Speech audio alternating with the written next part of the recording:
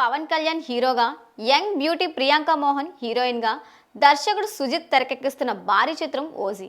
తాజాగా ఈ gangster action డ్రామాకి సంబంధించిన ఓ న్యూస్ సోషల్ మీడియాలో వైరల్ అవుతోంది. పవన్ కళ్యాణ్ ప్రధాన పాత్రలో నటిస్తున్న క్రేజీ ప్రాజెక్ట్ ఓజీ మే 9న విడుదల కాబోతున్న హరిహర వీరముల్లు కన్నా పవన్ కళ్యాణ్ అభిమానులకు ఓజీ మీదే ఎక్కువ ప్రేమ అనేది బహిరంగ రహస్యం. హైప్ పరంగా రెండింటి మధ్య ఆ స్థాయిలో వ్యత్యాసం ఉంది. మరి దర్శకుడు సుజిత్ టీజర్ లో చూపించిన శాంపిల్ కే ఫ్యాన్స్ కి మతిపోయినంత పని అయింది. ఇంకొంచెం షూట్ బ్యాలెన్స్ ఉన్న సంగతి తెలిసిందే.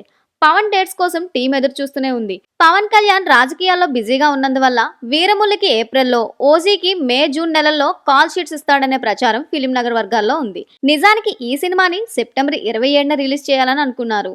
కానీ తాజా సమాచారం ప్రకారం సెప్టెంబర్లో ఓజీ విడుదల కావచ్చనే ప్రచారం డిస్ట్రిబ్యూటర్ వర్గాల్లో మొదలవడం మెగా ఫ్యాన్స్ లో కొత్త ఆశలు చిగురింపజేస్తోంది. అయితే దీన్ని పూర్తిగా నమ్మడానికి లేదు.